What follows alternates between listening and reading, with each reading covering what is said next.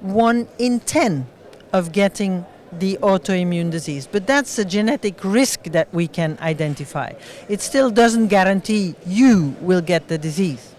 What we can now also do is identify people who already have the immune disease, who are already attacking the beta cell, and that by finding biomarkers in the blood of people, namely antibodies directed against the beta cell.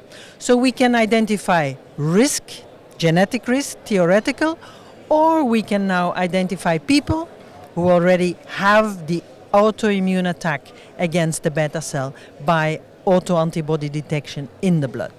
This is quite important because it also leads to the point of we now understand that type 1 diabetes does not have to be diagnosed with an acute emergency.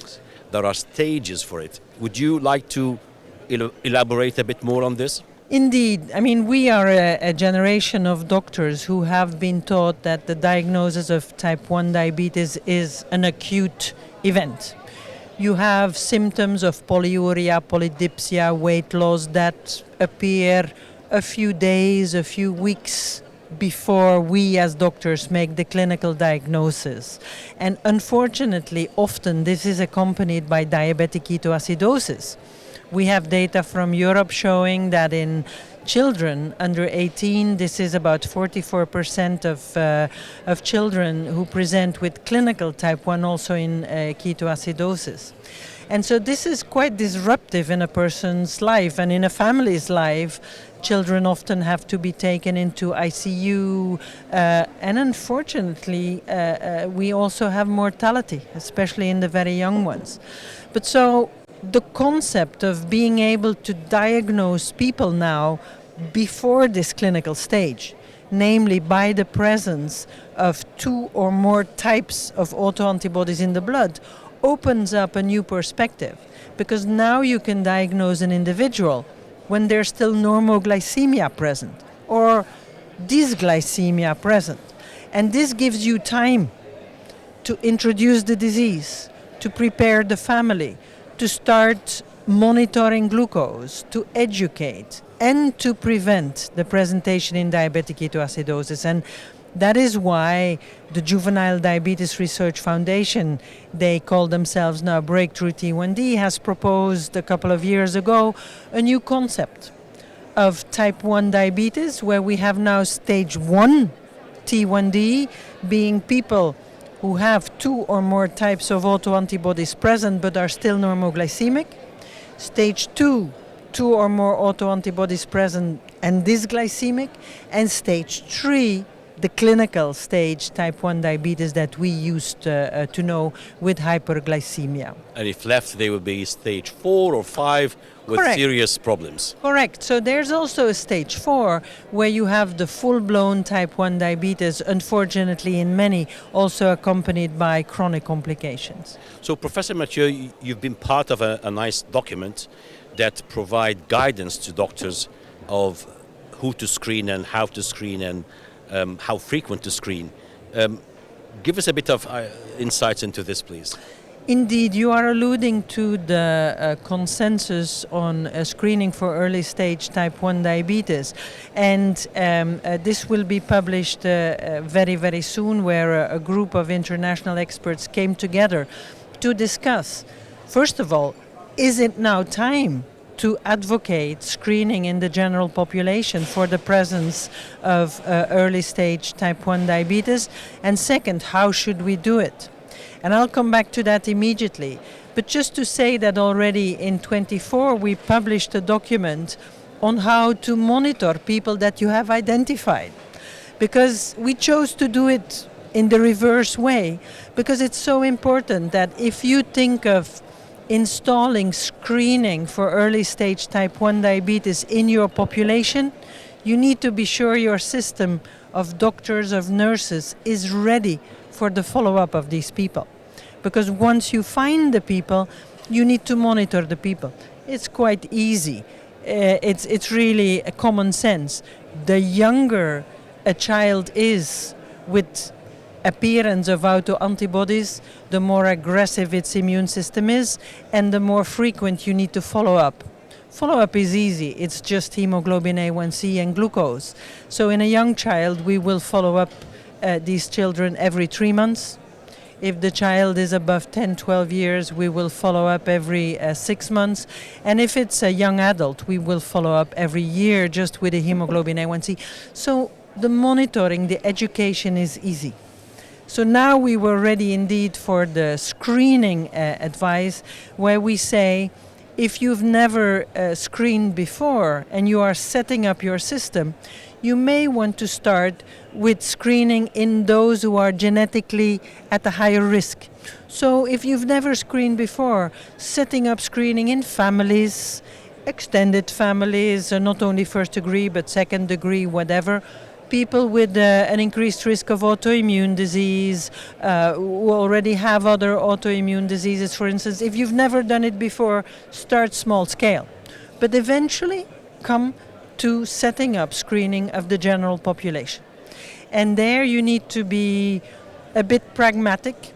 We say try and get screening in the very young, because that's where you have the biggest gain when it comes to preventing diabetic ketoacidosis. The very young children, 2, 3 years of age, have trouble presenting with symptoms. They, a child drinks a lot. It's hot outside, they play, so it's not easy. So we advise, if you want to set up screening in your population, you may have a first window between 2 and 4 years of age. Those who are negative, invite them back 3 years later, between 5 and 8 years of age. And those who are negative, if you have the money, invite them again between 10 and 15 years of age. So these are guidance. But if you say our system only has money to screen once, Israel, for instance, is screening at 5 years, because then they have a thalassemia screening. Other countries associate it with a vaccination at 6 years or at 4 years. So it depends how your healthcare system wants to organize it, for instance, together with another pediatrician contact. So you mentioned one important point, the prevention. So once we screen a person, a young person, and we identify that they are at risk, can we prevent the progression or regress the progression of type 1 diabetes? To me, that question is really what made the difference in my attitude 10 years ago versus now. 10 years ago, my story ended with identifying people in an early preclinical stage of type 1 diabetes, educating them and the family, accompanying them, monitoring them. But we couldn't do anything. Now the world is different. First of all, several clinical trials are running to see if by making the beta cells stronger or affecting the immune system, if we can prevent the course. So trials are happening. But the excellent news is that we now have a first drug approved for use in people who are in these early stages, namely teplizumab, an antibody directed against T lymphocytes that have CD3 on their surface. So teplizumab has been approved for use by FDA, by EMA, by many, many countries all over the world for use in people with stage 2 type 1 diabetes, namely 2 or more autoantibodies and dysglycemia. We know that these people have a very high chance of progressing to clinical type 1 diabetes. If you have stage 2, you have about 40 to 50% chance of having clinical type 1 diabetes in 5 years. If you're young, higher. If you're older, lower. But so in this group, stage 2 type 1 diabetes, we can now use teplizumab. It's an infusion. It's an infusion of 12 days to 14 days. It depends on the area of the world, but mostly we have 12 to 14 days, just one time. And then you gain 3 years of delay. So this is quite important because, as I said, also several trials are running to see, can we combine it with something? Can we make it even longer than a 3-year delay in the progression to clinical type 1 diabetes? But so the difference, Mohamed, is we have now an immune intervention to delay the progression. And just for clarification, EMA is the European Medicine Agency and not the Emirates Medical Association, which is the overall host for our Emirates Diabetes Endocrine Society. But that is an important point of being able to delay the onset of diabetes for some people. It might be expensive, it might be hectic, but I suppose many kids and many parents would like to prevent what's inevitable. But do some people feel that it's going to happen anyhow? What's the point of delaying by 2 years? Absolutely. And that's why it's so important to discuss it with the family. I mean, I think the times are past where we as doctors decided for a person. When we talk about cancer therapies, we discuss with the person and we say, these are your options. And so I think we as a medical profession have the task to discuss now these options with people. Some people will tell you, I do not want to know if I have preclinical stage type 1 diabetes, but at least we need to inform the families. We need to tell them we can screen for this disease, and if you have an early stage of this disease, we can now do something. This is the intervention, this is the cost, these are the side effects. And side effect profile is very acceptable. During the infusion, the 14-day infusion of the teplizumab, you do have some fever because of the infusion of an antibody against T lymphocytes. So some fever during the infusion that we can cope with medication. And then some liver function abnormalities, but that's it. So we have a task as medical profession to at least inform the families, and then they can decide. And on top of the infusion and the specific drug, they could work on trying to avoid the environmental factors that can expedite the type 1 diabetes. As you rightly said in the lecture, I like the expression of soft landing. Absolutely. Do you want to? Yes, absolutely. And so buying time, giving you months and years to prepare.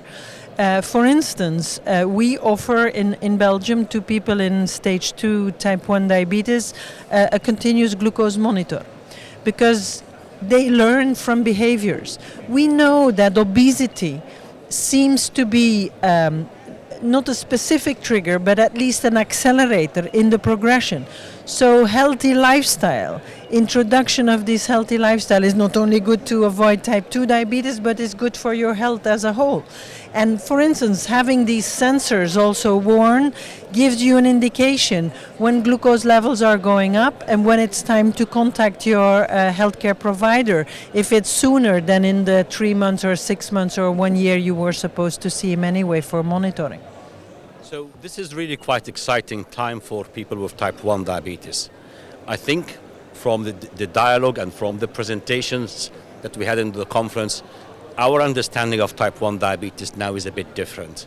We know it's an autoimmune condition, but what we can identify now is there are measures to avoid the sudden acute emergency of a type 1 diabetes presentation.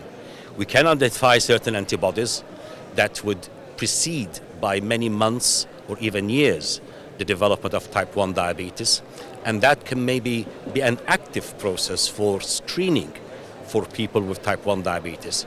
Perhaps the screening would be across the community, or perhaps it would be targeted to those who are maybe at higher risk of developing the problem. And then once the person and their family know that this is the case, then there are certain measures. Potentially could be treatment to delay the progression, but certainly a change in their lifestyle avoiding the other triggers which would exhaust the pancreas further, and monitor the changes in their lives. And possibly this will help them to adopt a healthier lifestyle, which really would be better anyhow. Yeah. Any other additional Yes, points, so Chantal? what is important is that there's also hope for those already diagnosed with clinical type 1 diabetes. So I said we also have many interventions that we are testing just at the time of clinical diagnosis. Because as we as a medical profession get better in diagnosing people early, in creating awareness in the population, we also see that we identify people in stage 3 type 1 diabetes, so clinical type 1 diabetes, a little bit earlier, with still 20% of functional beta cell mass left, especially in adults where the evolution is slower. We should remember that 50% of people only progress to clinical type 1 diabetes as adults. So in these people, there's still quite a few beta cells to be saved. Yes. And so a lot of trials are ongoing to try and save these beta cells. Because as we know, Mohamed, having a little bit of functional beta cell mass left makes your life easier. Because it's like a thermostat of the air conditioning. It goes up and down depending on the needs. And so it makes your brittleness of type 1 diabetes less. So there's hope for these people. And then it's a topic in itself, but the islet transplantation domain is evolving very rapidly. Because now many companies can make from stem cell research, they can now make beta cells. They can make liters and kilos of beta cells. So trials are ongoing, and what we learn from immune modulation in the early stages, we will also be able to apply once we replace beta cells in people who already have existing long-standing type 1 diabetes. So it's strange, but we were always very fatalistic when it came to type 1. Type 1, it's done. Now I believe we can be hopeful that this is a disease we will be able to arrest in its tracks and even eventually cure. I don't know when it will happen, but as we speak, trials with these transplantation of beta cells are happening, with the new immune modulation is happening. So I'm very hopeful this will be a disease that we will treat completely differently. And with this very optimistic note, I think it would be good to finish our discussion. There is hope for detection, early detection, prevention, and perhaps cure for type 1 diabetes. I've enjoyed the dialogue very much, and Chantal, welcome in Dubai. Thank you.